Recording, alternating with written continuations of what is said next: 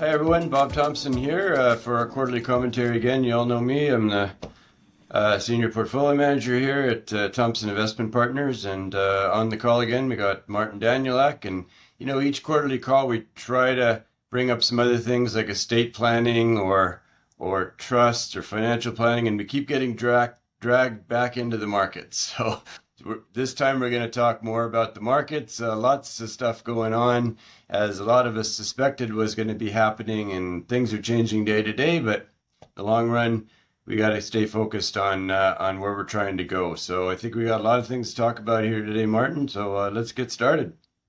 Yeah, definitely. Thanks for having me again. And I just want to say through this period of volatility, I'm pretty confident in how we've been managing client portfolios and been holding up pretty well.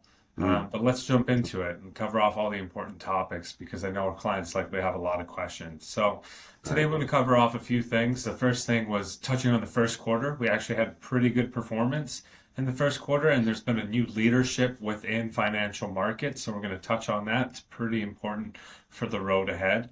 Secondly, we're going to provide an update on the latest escalation of the U.S. trade war. Of course, that's been creating a lot of volatility, and a major shift is occurring in financial markets. So we do want to touch on that.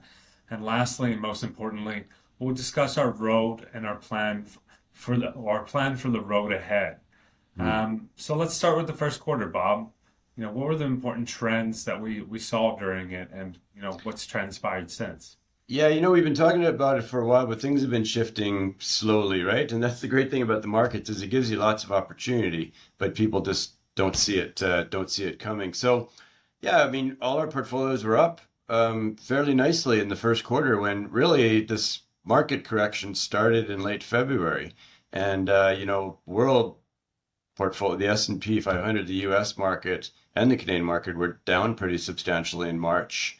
And drag returns for negative for the year, but we were holding our heads above water, still pretty positive on the returns. Then in April, what happens is, when you get a liquidation in the market, in other words, I've been doing this 30 years, and I know I say that a lot, but you see it all the time, and people always get themselves into the same trouble over and over. And what that is leverage, right? So all these hedge funds and institutional and banks and all this sort of thing in the world, we're over leveraged. So you get this liquidity event when we've had these trade issues, and everything gets sold. Just everything gets sold. Now, coming through that, then some things start to do well and some don't.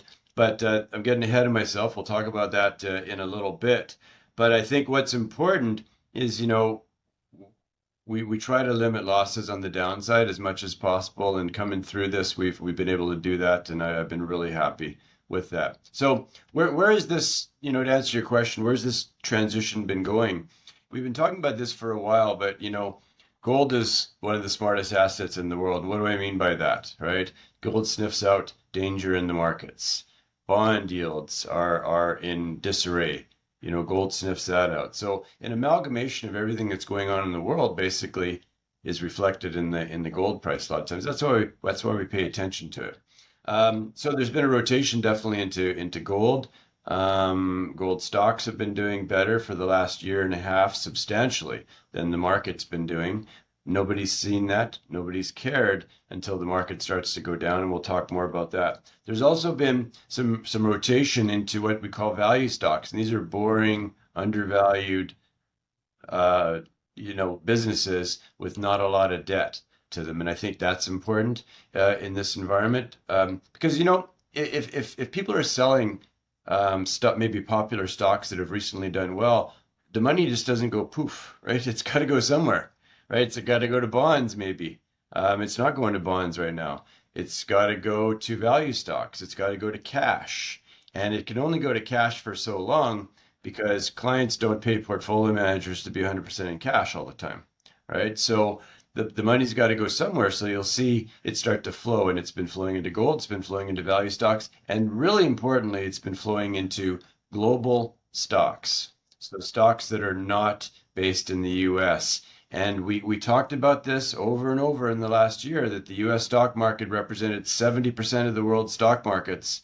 And when that happens in 1969 and 1999, you're due for a really big shift to balance that out, because the U.S. is not 70% of the world's economy.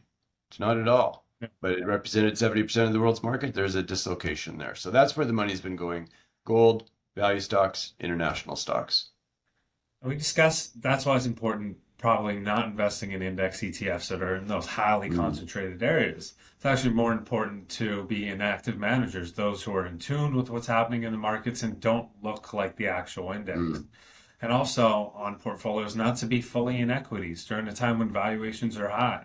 Have a diversified portfolio with some bonds and alternatives that lessen volatility when risk increases. We never knew it would get this bad. No one ever knew, but No. it always comes out of left field and always surprises you. So, lately we've seen some of the highest market volatility, almost historically, as President Trump, his latest tariff tantrum, is threatening, global stability. We've never seen anything like this, but we've been through challenging periods of market volatility.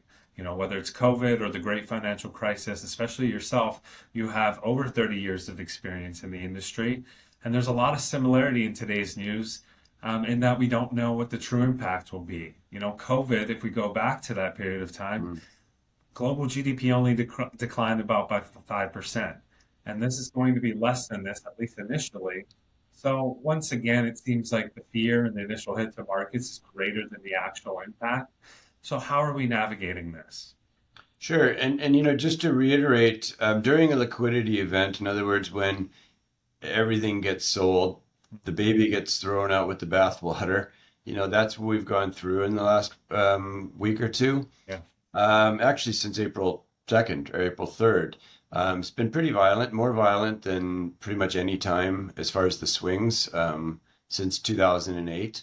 So in those sort of events, that's what they call a deleveraging event, right? So everybody who has too much risk on too much leverage is getting margin calls, as they say. So they're having to sell stocks, whatever it is, whatever is liquid, in order to shore up their cash. Now, we might not be through that yet. We'll see, because it's still pretty violent on the swings. But once we get through that, then you start to see the winners and the losers that start to happen in the market.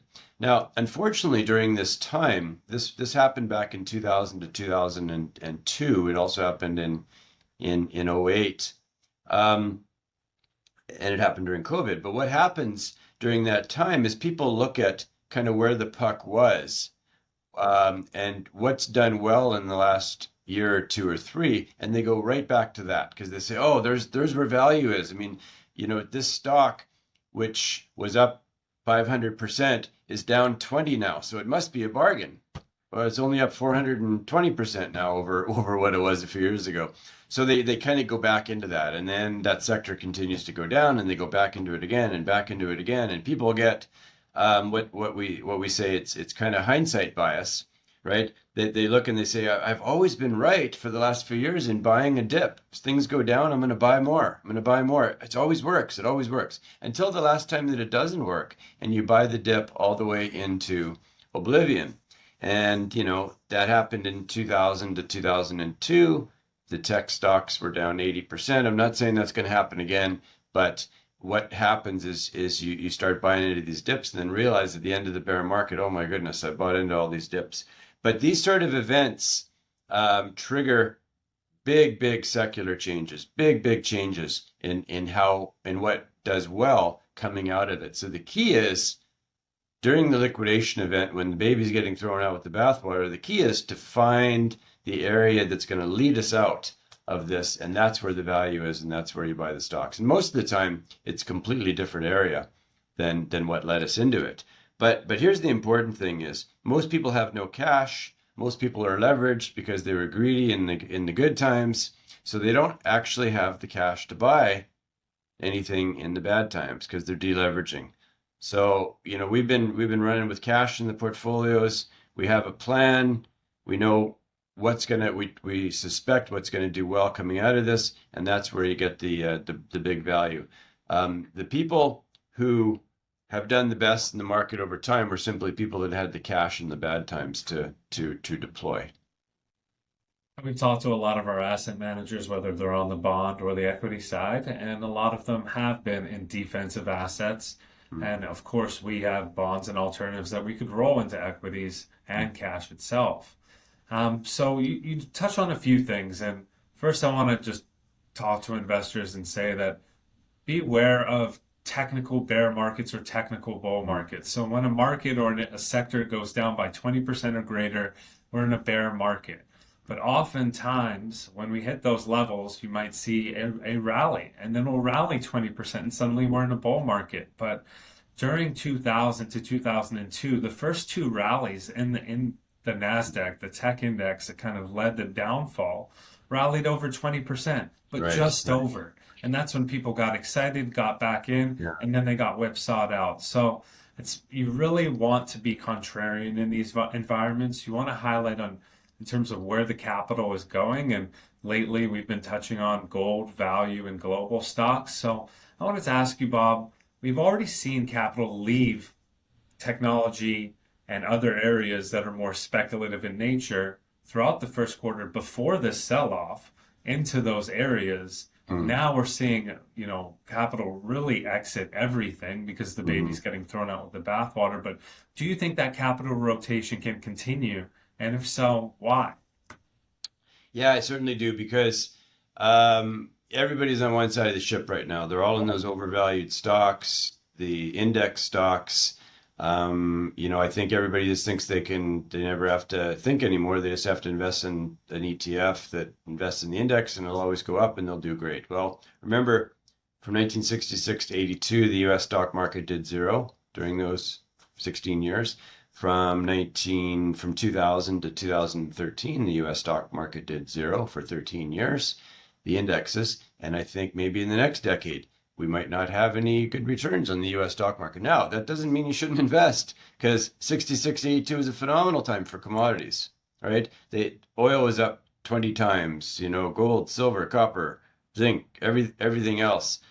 Same from 2000 to 2010. And those were big secular shifts that happened. And I think that's what's happening right now. So just because the stock market doesn't do well for the next 10 years, the US stock market possibly, doesn't mean there's lots of places to make money. But all those people that are parked in that, ETFs that just invest in the US market, might not show any return for a long time. But there's lots of opportunity. And I just want to talk about what you talked about with the US market from 2000 to 2002. Now, the NASDAQ market during that time dropped by almost 80%. Okay.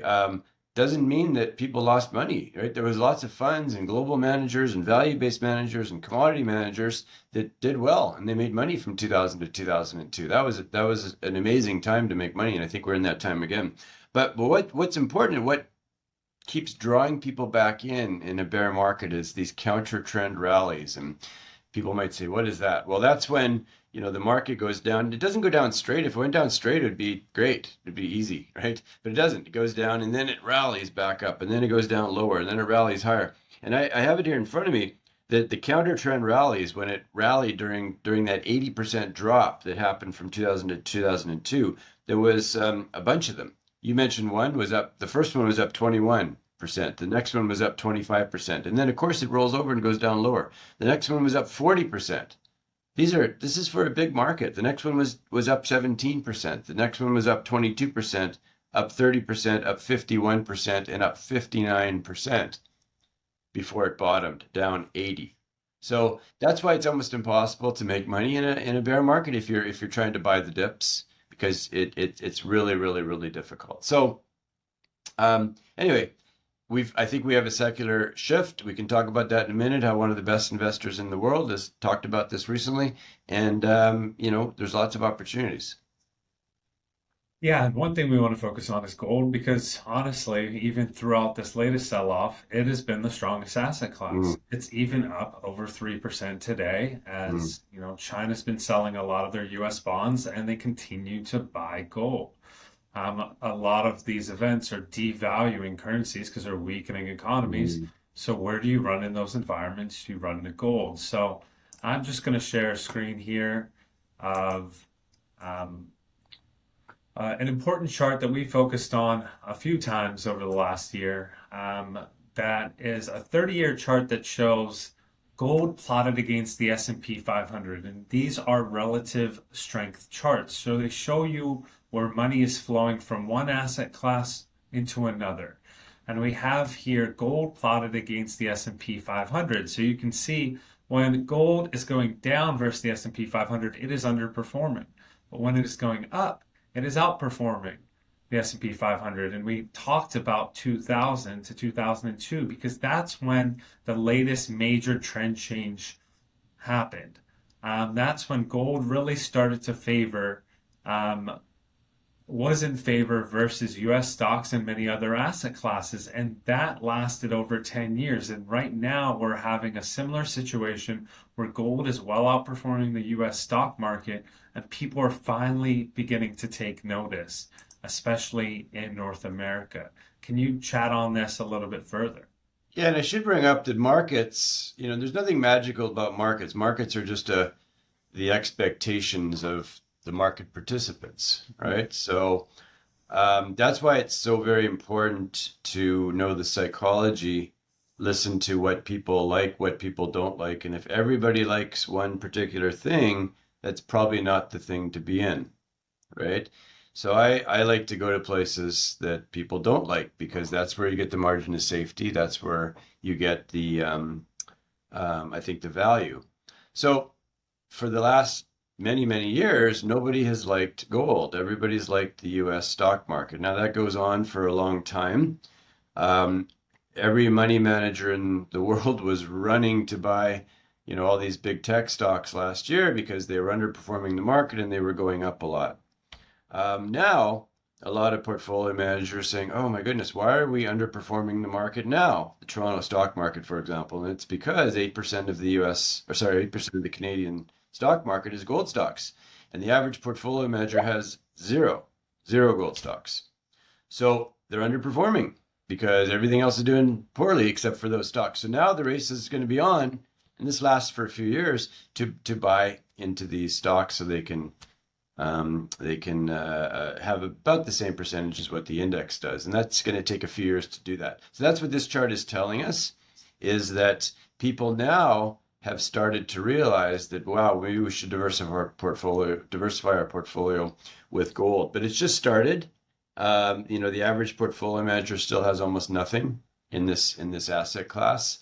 They don't want to buy bonds. A lot of times you've been rewarded in the past, almost always in the past, even in 2008, even in COVID, by buying bonds. If you bought kind of bonds, interest rates came down, bond prices went up, and it shielded your losses on the stock side. But in 2022, that didn't work at all, right?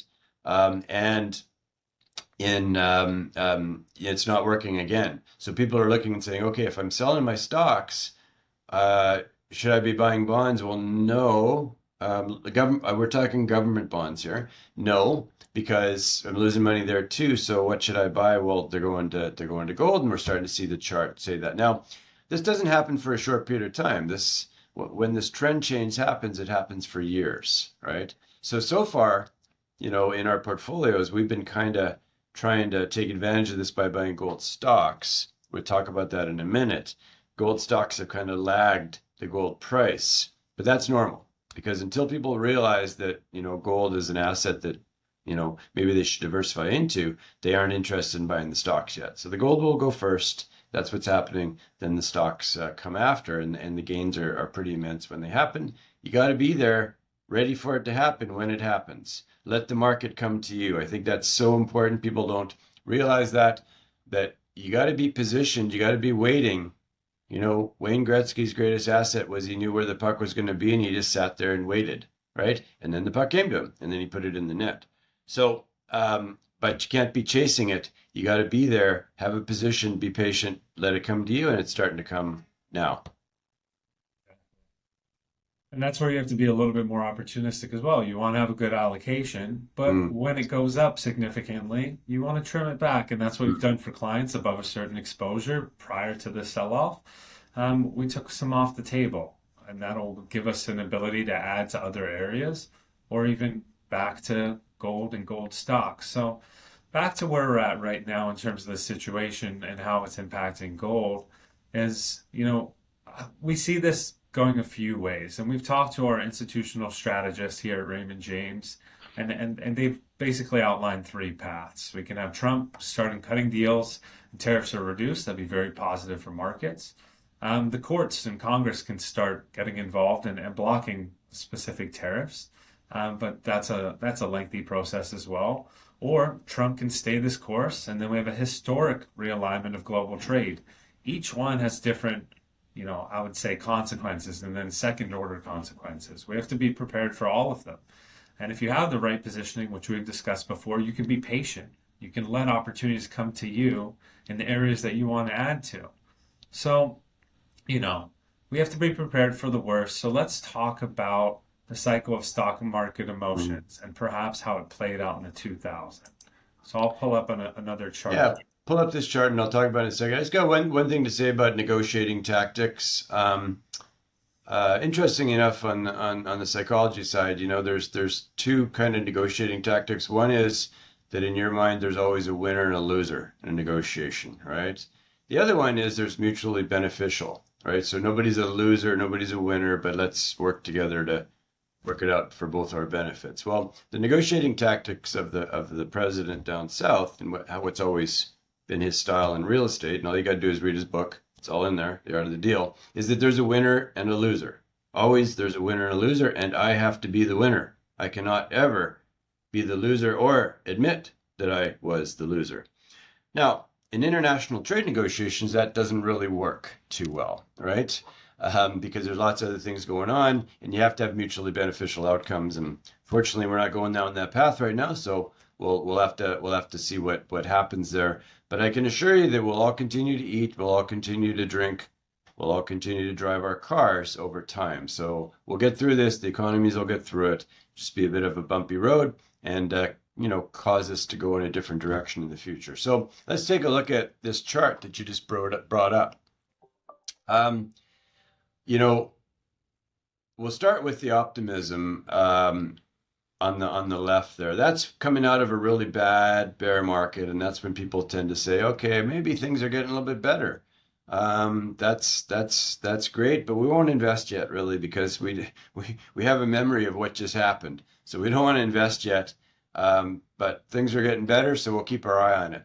Then things get better and better, and we get excited, and we say, okay, I'm in now, I'm invested, this is amazing.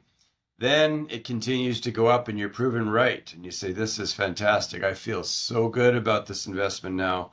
And then you usually put in more money because you're being proven right to do that. Then you get to the top where you're just euphoric, and you say, this is amazing, I'm going to retire tomorrow, I'm smart, nobody else has been doing this. Everybody else is dumb. All the people who, the Warren Buffetts of the world that say, hey, you should be cautious right now. Nope, he's wrong. He's an old man. He doesn't understand the markets. The markets have all changed. And remember, that's how everybody feels, right? It's nothing against the individual. That's how we're hardwired. So you feel euphoric. And just remember, when you feel euphoric and you feel wonderful about how smart you are, that's the point of maximum financial risk. That's the riskiest point because everybody's in the same trade that you are. Then what happens is it starts to turn over and you start to get anxious, right? And you deny, and then you buy into the market dips, right? That's maybe what's happening right now with some of these big stocks. And you say, I'm smart. I know I was smart, so I'm just going to buy into that. And then you buy the dip and it goes down more, and then you start to feel fearful, a little bit fearful, but you're like, no, I know, I'm smart. Look what happened the last cycle, and then you buy more, and then it goes down a lot further, and then you start to panic. You say, okay, that's it. I'm done buying. I can't buy anymore. All my gains that I made, I'm losing now. So then you start to say, I just don't understand this market thing. I thought I knew what I was doing. Everybody told me I knew what I was doing, but maybe this is not for me. Maybe this isn't the right way to go. And then what you do is you say, okay, just sell everything. I got to preserve what I have because this is ridiculous. I don't want to lose any more money. Well, when you get to that point, you're getting near the bottom, right? And then you're despondent. And you thought, oh, if I'd sold last year, I would have been so much higher, right? But I'm just not going to do this anymore, right? So then you get a bit depressed. And remember, that is the point of maximum financial opportunity. Now, good investors recognize that. And they weren't buying all the way down. They don't capitulate because they had cash, because they knew something like this was going to happen. But they look around them, right? Look around and say, How are people feeling? Oh, people are despondent. People feel terrible. People are super negative. People haven't been this negative in 20 years. That is the time to strike. That is the time to buy. But the problem is most people don't have any cash. Smart people have cash at the bottom. Then you can go in and buy on that depression, and then you do the next cycle, hope, relief, optimism. And when we feel euphoric about commodity stocks, for example, and they won't always be gold, it might be energy, it might be uranium, it might be copper stocks. When I start to feel euphoric that this is just the most amazing trade and I'm the smartest person in the world, I will say in my own mind, okay, danger sign. We got to start rotating out of this sector. We're a long way from that, but we got to start rotating out of this sector. So that's what's super important. We're all built the same, we're all hardwired the same, and we're all hardwired to lose money in the markets. So you've got to fight that. You got to understand it, you got to feel it, and you got to say, okay, let's do the opposite of how I feel. And I listened to some very good money managers many years ago, and they said, we don't feel comfortable investing in something unless our body is uncomfortable. Right? So when we're feeling that, oh, we got pits in our stomach, why are we doing this? They said that tells us that we're probably doing the right thing. Interesting psychology. And that's why it pays to have experience in psychology and history, because history doesn't repeat itself, but it rhymes, and think differently than everybody else. Yeah, I was just wondering if you could also touch on, how this related to 2000 and 2002. Every bear market is completely different, and we might not be in one. We might be in a mini cycle of stock market emotions where people are panicking right now. However, there are a lot of things happening, and we do need to be patient in this scenario. But I would love for you to just touch on, 2000 and 2002 and how it relates to this. Sure, and we've talked a lot about 2000, 2002. It's 25 years ago now, but very few people remember it. But it also pertains to 1969 to 70, 1973 to 74, and 2008, and all the bear markets, that have happened in the last 100 years. And basically, it's understanding that what balance always occurs in the markets, right? So if something is way, way overvalued compared to where it has been in the past, that means there's lots of risk in that area, right? So in 2000, the technology stocks were way, way, way overvalued compared to everything else. Well, they continued to go up and they continued to go up, and then you heard your next door neighbor was doing well and you weren't doing well. So then people capitulated and just put all their money into what was doing well. Well, that by definition was the top in the market, right? That's been happening in the last couple of years with AI and electric vehicles in 2021, et cetera. Those sort of markets always end the same way because so many people are on one side of the boat, right? And that trillions of dollars has to come out of those stocks into other areas. And during those times, in order to keep kind of the bubble going, these companies start to do funky things with their accounting policies too, right? So in 2001, Enron, which was a market darling, kind of turned out to be a fraud. Cisco Systems wasn't a fraud. It was a really good company, but they started to do things on the accounting side, which were a little bit interesting. That's been happening on the AI side here too, right? Nortel did the same thing, and everybody that's been in the markets for years remembers Nortel, right? Nortel crashed in March of 2000, then it peaked again 6 months later. It double peaked in September of 2000, right? And then within a year it was bankrupt, right? That was 35% of the Canadian stock market one time. And if people didn't know Nortel, they were complaining to their advisors and portfolio managers, why don't you have me in this? The stock is the only one to buy. And then it was worth zero within a year or two. So you got to fight that, and you got to fight the temptation to do what everybody else is doing. It might not seem like a good idea in the short run, but in the midterm, not even the long run, but in the midterm, it turns out well. And Howard Marks is somebody that you've talked about before. I have. Maybe we should talk about what he says too. Yeah, definitely. Howard Marks is one of the most notable bond investors of all time. And he recently stated that the world was changing before, as we stated. We saw a lot of capital rotating from one area to another. But he said now this change is accelerating. It's been the biggest change in environment that he's seen in his near 50-year career. We've seen significant restrictions on trade in every direction, and it's a step towards the US isolating themselves even further than what's been happening lately. And we forget that over the last 80 years, we've had one of the best economic periods in the US, and a lot of it's because of global trade. The world is just better off when countries focus on what they do best and trade with each other. So obviously that's impacting markets in terms of how they allocate their capital. So how does this make, I guess, a bull case for both value and global stocks? And perhaps how did it relate to an environment of 2000 and 2002? Because it does resonate. Yeah, these are tectonic shifts which are happening, and they change the landscape going forward. Now, funny enough, if you have a huge earthquake, right, it actually splits the ground, pushes up mountains, and you change the landscape going forward, right?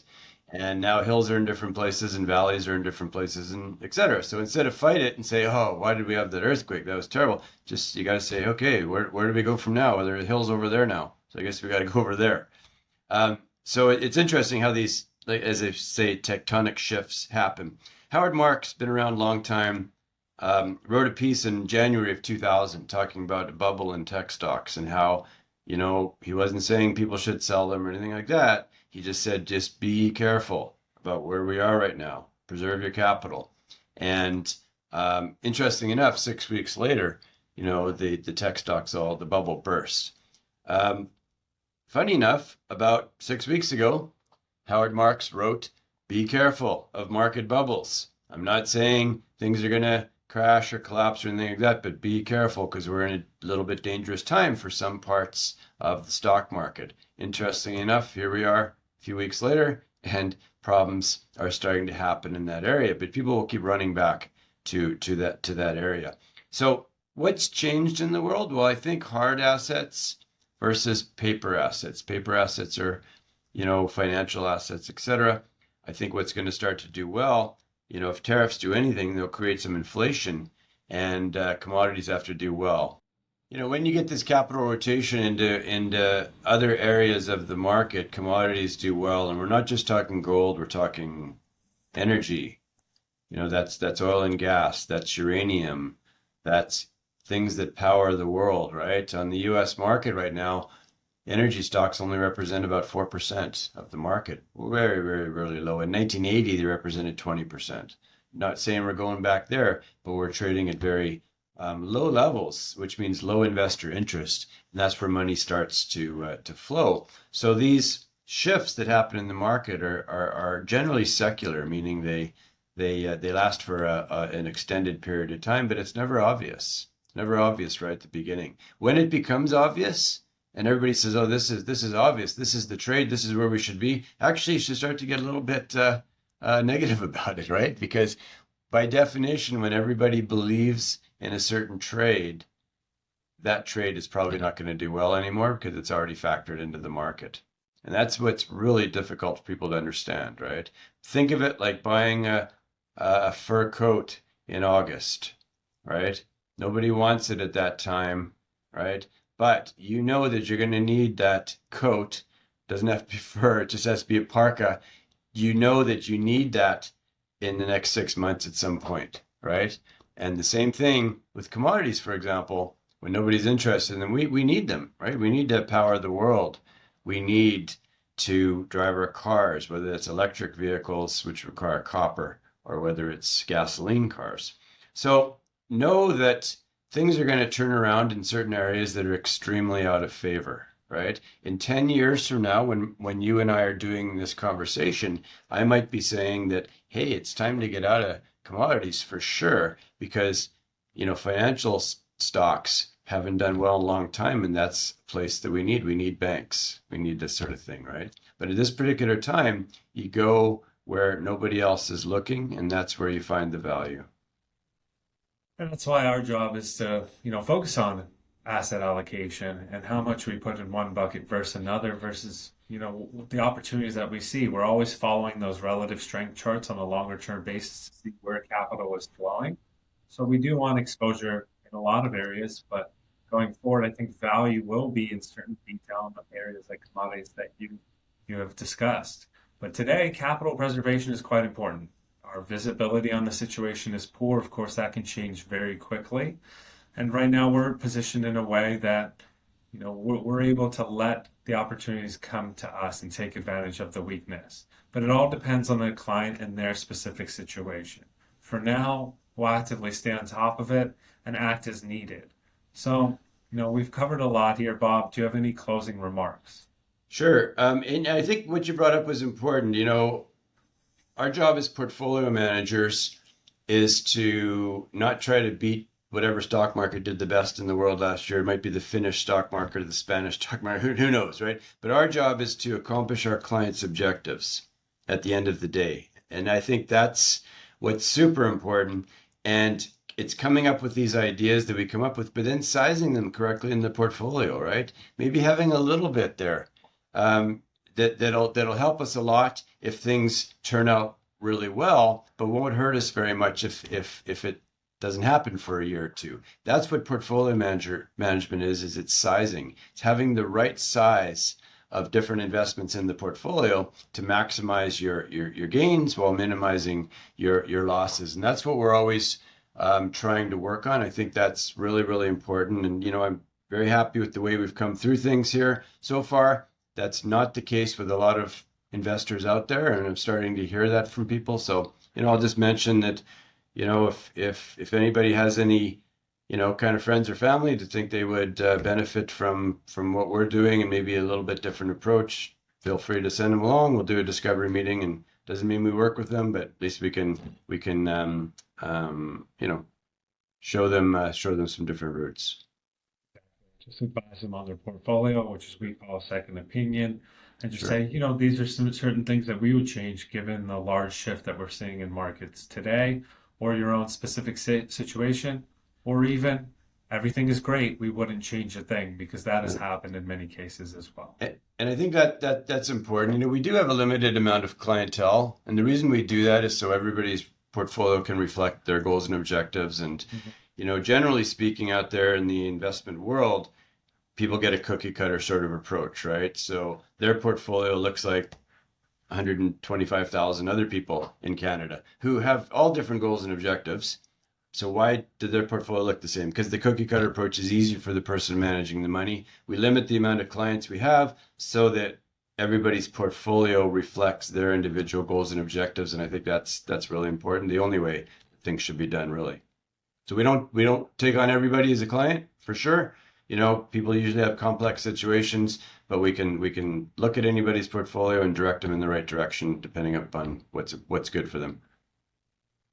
Yeah. Thanks everyone for tuning in. We really appreciate it, and please let us know if you have any questions. Yep. Thanks, Martin, and we'll talk to you next time. Thanks.